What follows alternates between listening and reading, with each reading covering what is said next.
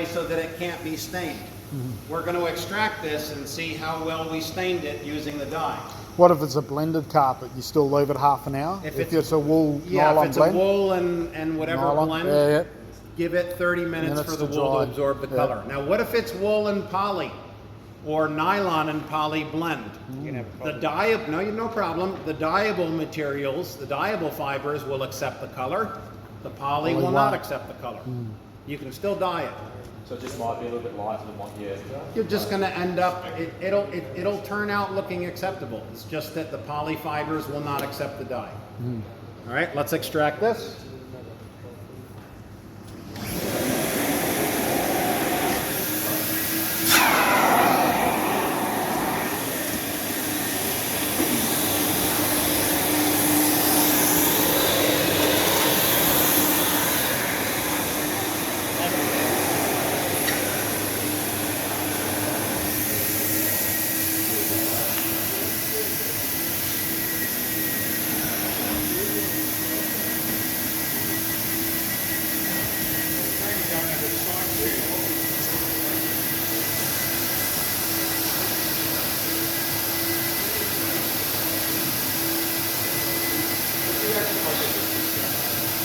Dry extraction.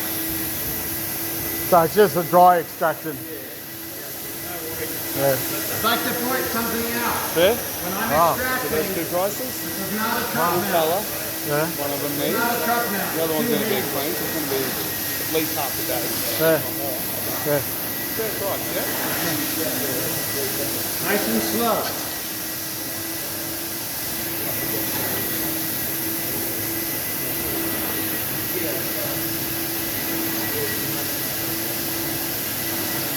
Is this something you have to do, or do you show that the colour is smart?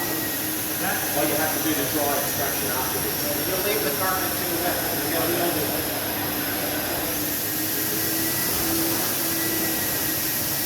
Have you ever had someone that didn't extract the colour, and then someone went to clean it, and then the whole thing changed? No, you're going to test it to make sure it's holding the dye properly. No, I'm saying someone didn't extract it, kind of thing. I haven't had that. We've had some people that tried to dye a carpet that was not dyeable material. They dyed it, then they went to extract and all the color came out because they didn't test it first.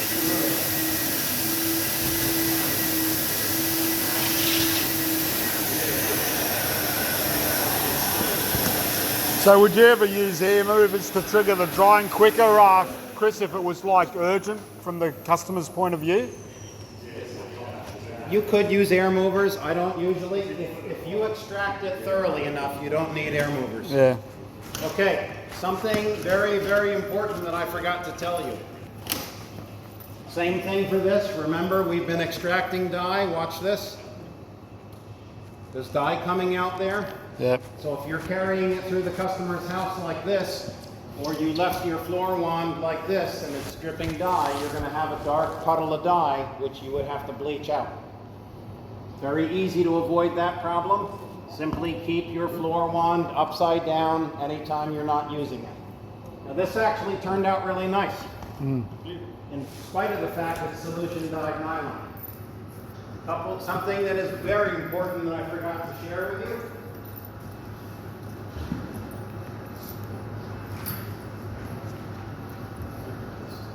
You always want to make absolutely sure that the carpet that you are dyeing is a dyeable material, that it is properly accepting and holding the dye.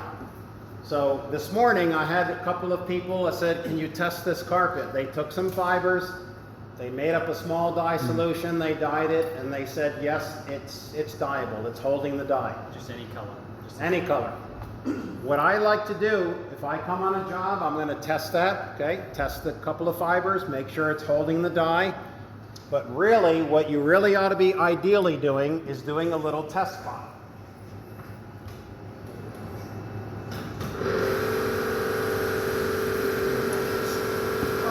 So to do a test spot, we're going to go to the most inconspicuous area possible.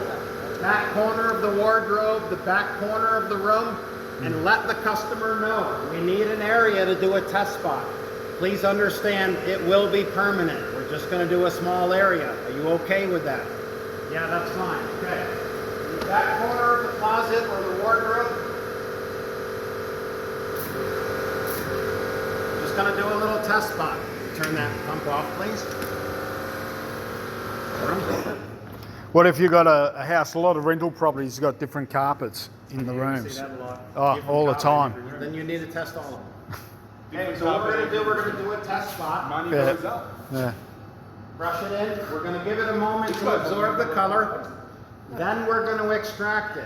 If the color comes back out, Yeah. if the color comes back out, this is going to save you a nightmare. If you dyed that whole house and most of the color came back out, the customer would be furious and they'd say, you ruined my carpet. You should replace it. And you know what? I agree with them. You test a tiny spot to make sure the carpet is properly accepting and holding the dyes. If you extract it and the color comes back out, you explain to the customer, there's something about your carpet, it's not a good candidate for dyeing. Maybe it's not a dyeable material, or maybe it has too much of a stain protector on it that's preventing it from accepting the dyes. You can remove a stain protector by cleaning it with a high pH chemical. That will remove stain guard. I don't like doing that because then you have to go through and remove all of the high pH chemical and bring the pH back down again. Neutral. It's too much work. As far as I'm concerned, I would rather tell the customer your carpet is not a good candidate for dyeing. So if it's got protector on it, you just have to wait till eventually. This has protector on it. It's brand new Oh, carpet. so it's still accepted even if it's got protector on it. We're going to test it. Okay. Yep. That little test spot is going to verify that it's accepting and holding the color. Now, years ago, when I had employees, one of my guys called me and he said, hey, Chris, I think there's something wrong with the dyes. I said, why? He says, well, I dyed the whole house, and then when I extracted, all the color came back out. I said, did you test it to make sure it was a dyeable material? Nah. Hello? Finally, he says, no, I forgot to do that. I said, okay, you worked the whole day for free.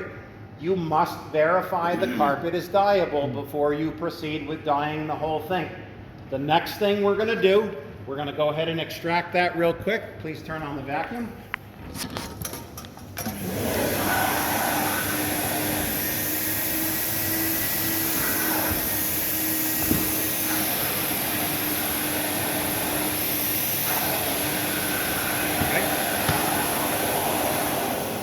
I've already dyed this.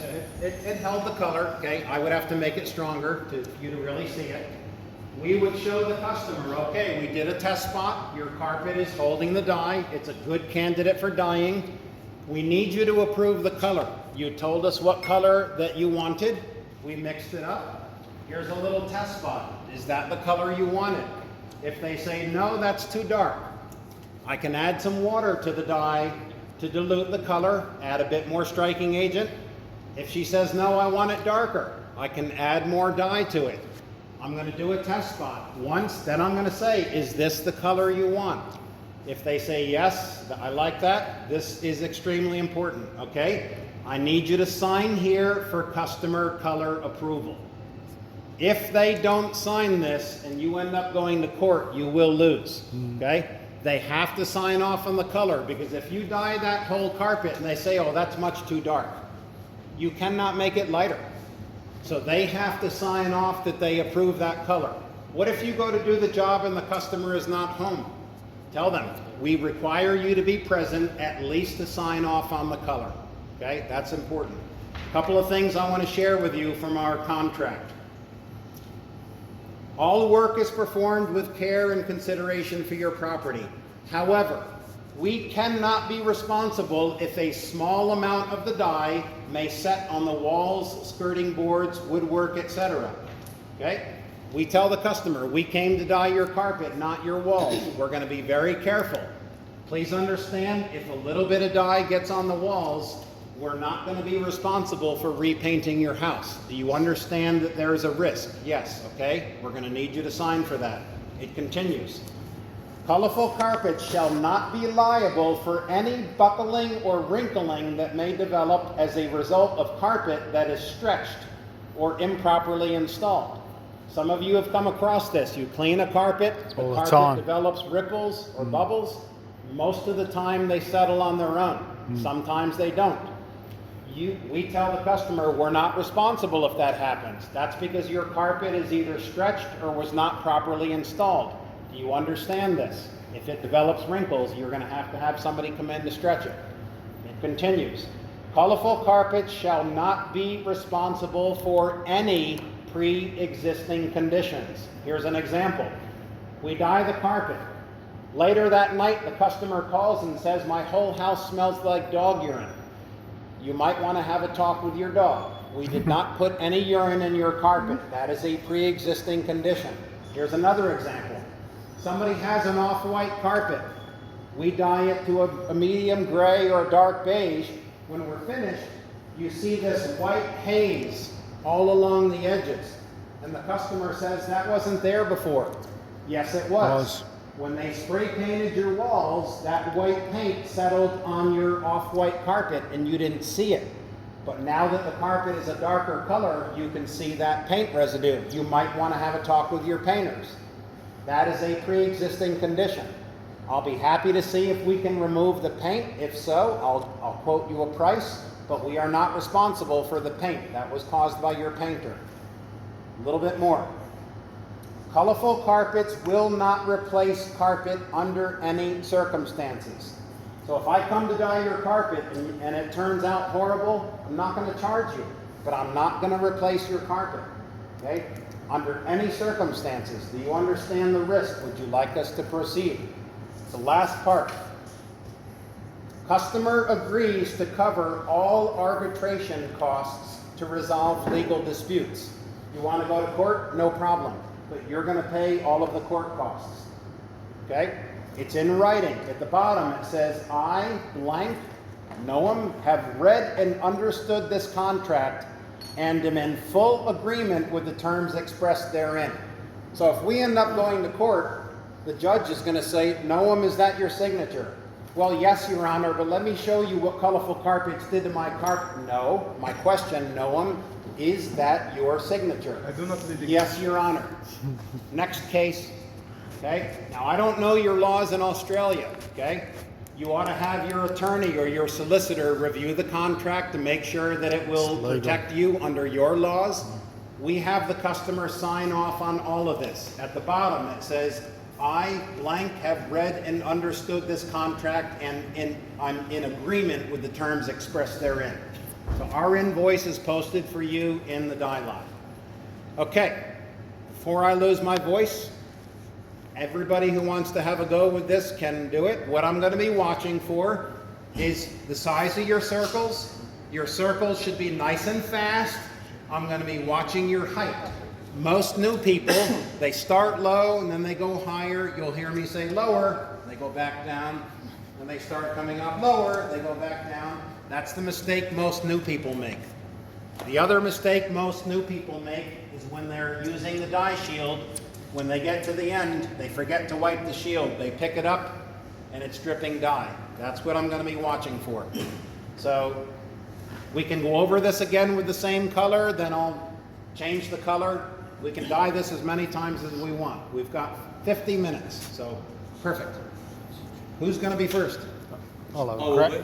Well, someone we all will be. someone needs to be the assistant, by the way. So Well, can I practice being my own assistant? You can. Here's what I want. Here's what I want each of you to do. I want you to start by making a little test spot in the corner. Then I want you to make a test spot on the